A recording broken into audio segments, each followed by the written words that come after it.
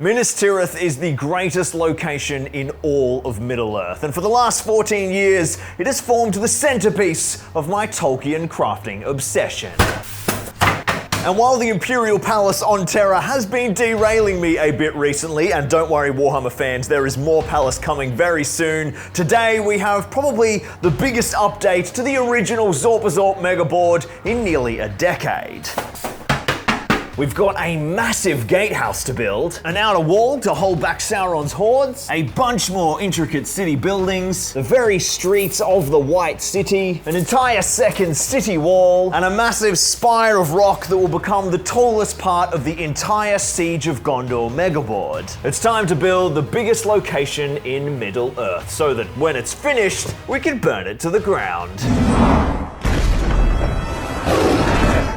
We've already made a bunch of progress on the Courtyard in our previous 4 videos on this chunk of Minas Tirith. We smashed together a whole heap of incredibly screen-accurate buildings using Games Workshop's plastic scenery kits, crafted a bunch of foam-carved buildings as well as the massive city gate, and began to build up the layout of our city streets to knock up the beginnings of an amazing diorama quality gaming board. In our last video on the Courtyard of Minas Tirith, I started working on this little structure here, which was supposed to be the rooftop of a little building that popped up in the city skyline behind the stables that you can see in the film footage here. I was happy with the start, but I just couldn't get enough details on the lower structures beneath the roof, so I dived deep into my archives of behind the scenes footage and found some wonderful reference of the Minas Tirith set under construction and walking around inside the set when it was finished. Now the tricky part about using the actual set as a reference is that it was designed for filming all of the city scenes as an efficient shooting location, not to accurately represent the entire location, so often the Minas Tirith bigature and the wide shots from the films are better reference for building placement, but these shots are great for the actual buildings, and as if to prove that very point, I soon realized that I'd completely messed up this little rooftop piece. It wasn't long enough and it was missing some windows under the archway. Guess it's time to rip it to pieces. So I cut the foam base off from the Games Workshop plastic section and then added an extra length of roof tiles and walls to better match the dimensions of the building using the plastic kits, and I also just absolutely cracked it and decided to make the roof line completely perfect by ripping off the lower roof and attaching it slightly higher up directly beneath the main roof line to more closely represent the original set piece. Then I set about extending the foam underlayer. The first big change was this second layer of window details that weren't visible in the film footage, which I achieved with a wonderful resin window detail from the Microforge Mini's awesome set of foam building accessories. As always, I'll link those down in the description, and a massive shout out to Alby who sent me a huge care package to keep Minas Tirith armed with the finest foam detailing. Then I decided to make those windows read better. I just completely rebuilt the lower foam foundation to make it hollow, and there we have a much more screen accurate representation of that roof line. Then it was time to work on the lower level. However, if we look at the reference and the set plans that I managed to get access to, you can see that this rooftop is actually several buildings away from the stable and just really tall. It's not even the structure that I was trying to build. Absolutely classic. Plowing on for now anyway, I grabbed some more details from the Microforge Mini sets and started planning my lower walls. I used the awesome MDF jig to make some really tiny detailed stonework, which suits the scale of Minas Tirith wonderfully and helps blend that kind of plastic and foam components so that they're the same style of architecture. Then with a second wall complete, I grabbed some window detailing and some half archways from the Games Workshop kits and started adding interest to our lower level to best match what we see on the original shooting set. I then carved up a raised floor section for that lower level so we can justify the stairs that we see in the photos, and then assembled it all together and added some cool stairs down the back to the large rear door. I was also at this point just fully embracing the idea of completely interioring the building because it just looks so much fun to play inside. So with every single surface textured, I finished the last wall with the second half of our corner arches from Games Workshop and then knocked up the cute outer corner stairwells, and that lower level is looking amazing, but there is one key detail left. I glued the top level to the middle foundation, but kept the 2 levels modular so that I can get inside nice and easily, and then started on a whole new structure structure, an overhanging room that juts out over the front of the building above those corner arches that we can see really prominently in the original building photos. This was just a bunch of foam carving with some featured archway detail on the front, some sweet lower supports, and a very Gondorian sort of stylings around the bottom and up around the roof tiling, which was just a 3D printed little tiling detail that I made in Blender by remixing some random roofing files. Then I carved up the city foundation block that goes under the whole building and added in some final detailing to wrap around the edges and kind of blend the foam building into the ground and the city itself, and then slapped that down into our city and had a little play with positioning and just fell in love with how much this little building added to the roof line of the city so far. What is the point of building all of these gorgeous Middle-earth dioramas if you can never game on them? So I have recently launched a brand new channel, Zorp of the Rings, which already has a bunch of Middle-earth battle reports on it, including a brand new, never-before-seen battle report that I shot over a year ago on my Osgiliath megaboard, which is live right now, and it is such a good game. So if you love Middle-earth gaming, go and check it out, link down below, and do me a massive favor and subscribe to the new tiny channel. It needs all the help it can get. Before we can keep adding buildings and lock down the city layout, we need to establish the bounds of our board,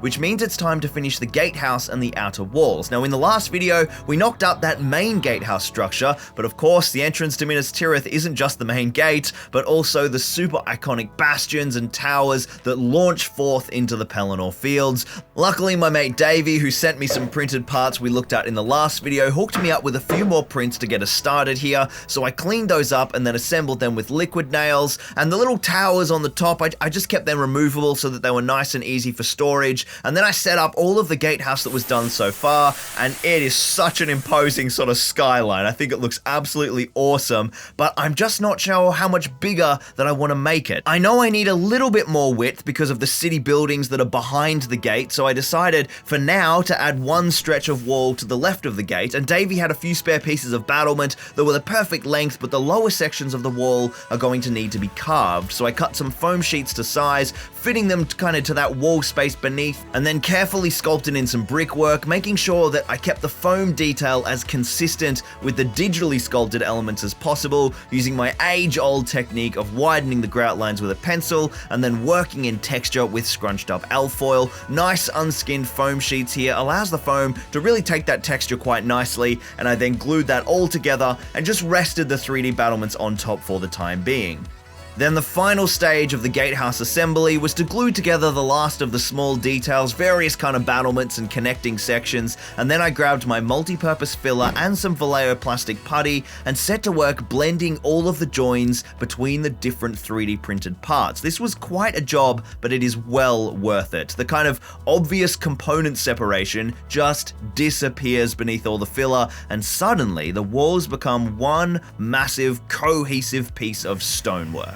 But I wanted to add a few more buildings and one final street to the layout, and my mate Jacob from Conquest Creations has sculpted a bunch of gorgeous buildings for me to 3D print, which are just going to work amazingly. He's got this full suite of buildings, structures, towers, a forge, even mighty city walls and a gate, and they're all fully interioured, so they're going to be amazing for gameplay. They're all available right now in his new Kickstarter, Kingdom of Tor Ithelas, which is linked down in the description below, and it would mean the world to me if you would go and support him, one of the true heroes of the Middle-earth SBG community. I sliced up the first round of files that I chose and threw them on the printer, and they came out so cleanly. Just a little bit of like neatening cleanup and then straight onto the table, and then I threw a few more sheets of foam down to mock up the kind of layout of our city streets and started exploring the placement of the buildings. I think the small house is actually going to be perfect to sit up on this terrace, which I've been wanting to fill out for ages, and I hadn't got around to carving anything, and then the stable and these kind of two houses can fill out this side of the board with some alleyways in between.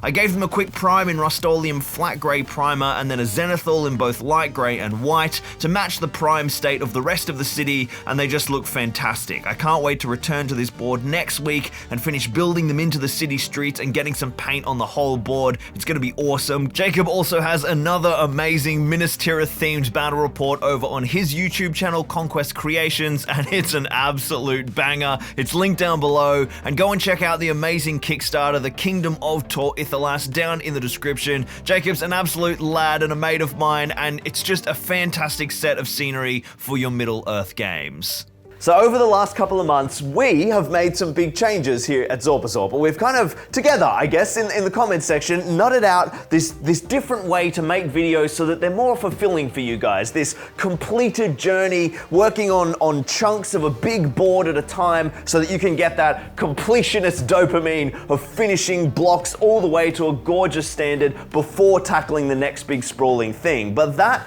has been a problem with this Minas Tirith board because it's just so detailed and huge. In the last video, I didn't really feel like we captured a nice journey, but in this one I really want to. So what we're going to do now is, before I kind of move on to crafting any more elements, we're going to prime and kind of get the whole city at least looking nice and white, and that's going to get rid of the kind of big mix of colors as well. You know, we've got this orange foam and gray plastic all sort of sitting together, and it makes it kind of hard to see the whole piece as a whole. So let's get some goddamn paint in here, and we're going to paint the white city. I think we might paint it white. First, I grabbed all of the 3D printed parts and slapped them down outside and started prepping them for priming. I first grabbed an old toothbrush and vigorously brushed back the filler to make sure that all of the kind of poorly bonded stuff just fell away, and then I applied a light grey automotive filler primer. This application is essential as normal spray paint rubs off on 3D prints so easily. You need that kind of really deep etching bond of the filler primer, and the primer is also building up a little bit of a self-leveling surface which helps soften some of the layer lines. Then I jumped back inside and grabbed all of my foam hybrid buildings and did some paint preparation on those. Now this next phase is actually going to be quite tricky because we've got very different materials, foam and plastic, that need different base coat applications. The foam will get melted by spray cans, but the acrylics being used through a spray gun don't bond well to the plastic. First up, I put filler down on any large kind of gaps in those foamed carve elements, and then some Vallejo plastic putty for any fine detailing around the plastic parts, particularly around those roof tiles that were 3D printed. And I then took all of the elements that were mostly foam with a little bit of plastic outside, including the carved lower foundations of the walls, which we haven't primed yet, and then I mixed up a nice light grey that was close, well hopefully, to the filler primer, and gave everything a massive prime with the spray gun. As it turned out, when I bought the printed parts and those parts together, the grey on the foam was actually much lighter, but I managed to get away with it, as you'll see in a second. I then glued all of my wall pieces together, the foam and the printed parts of the walls, and then blended them together using a light grey rattle can, applying blending passes with a top-down zenithal action to not just blend those layers together, but start to build up that raised detail. And of course, the spray can now isn't going to melt the foam because it had the spray gun application down first. I then continued the grey across all of the rest of the gate structure and then laid them out in their assembled position and grabbed some pure white and applied one last layer of paint with the rattle can, a very light top-down zenithal, to really bring these walls to that classic Minas Tirith white. But because of this whole process, we've now got lots of darker greys in the shadows and the recessed details. Obviously there's lots more I'm going to do to these walls, but with this method we've already got a really great idea of where this paint job is going. Now the Middle-earth Megaboard videos can be a bit of a mess with similar titles that work super well to program the algorithm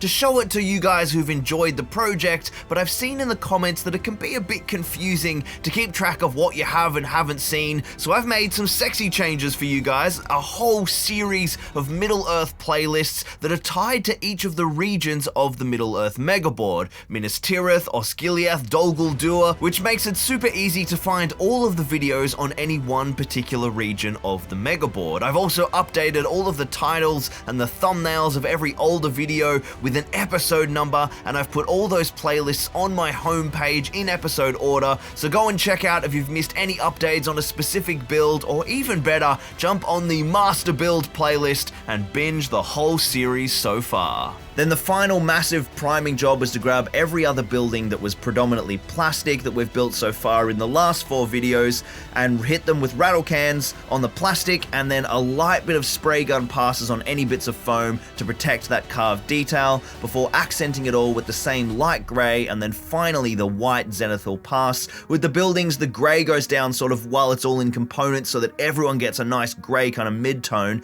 and then I applied the white only after I'd assembled those those buildings again into their kind of fully constructed state, and that helps the white paint come down and add definition but leave shadows in really realistic places. Then I took it all inside, cleared some more Imperial Palace out of the way to free up some space in the workshop, and I laid out the entire city so far, and my goodness, this is really beginning to take my breath away. This board is getting bigger and bigger with every single video. There's this courtyard, of course, and I think I'm gonna do Pelennor Fields over here, right up to the second walls, and maybe even some stuff up on the second level. And that's where I was gonna go next, wall and rocky spires and more buildings. But in light of what we were talking about, getting these big boards finished in nice completed chunks, I think I'm gonna go a different direction. And let me know down in the comments if you think this was the right move. So instead of starting to carve the second wall on the rocky spire, I want to focus completely on finishing the city streets behind the walls on the lower level. Then in the next video, I can completely nail those second walls and upper buildings, and then maybe the video after that, I can smash out everything in front of the gate. So that way, our next 3 videos are 3 specific chunks of the city getting finished one kind of block after another.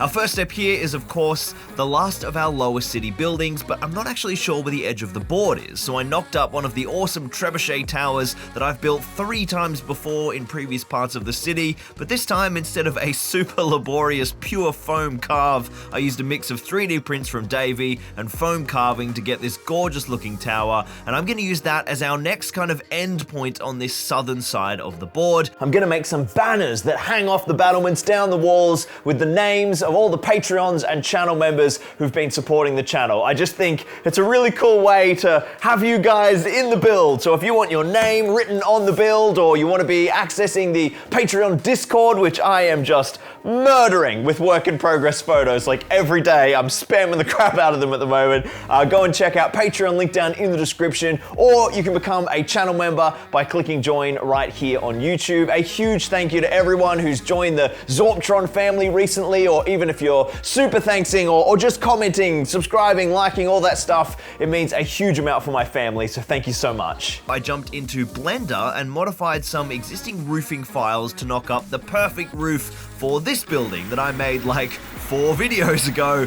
but never ended up finishing. It's a cute little structure with some amazing Microforge Minis resin details, and I'm eventually gonna mount this hard up against that second level wall. I primed the 3D printed roof with filler primer and then flat grey spray paint and glued it in place, and it's sort of hilarious to me just how much this roof adds to that northern city skyline. It's just been roofless for so long, it really stands out to me. So with Jakey's glorious buildings down and primed, the city streets of the Minas Tirith Courtyard are in great shape, and we can finally begin to add the last portion of this Minas Tirith mega board, the second wall, and the massive rocky spire. But all of that will have to wait until next time.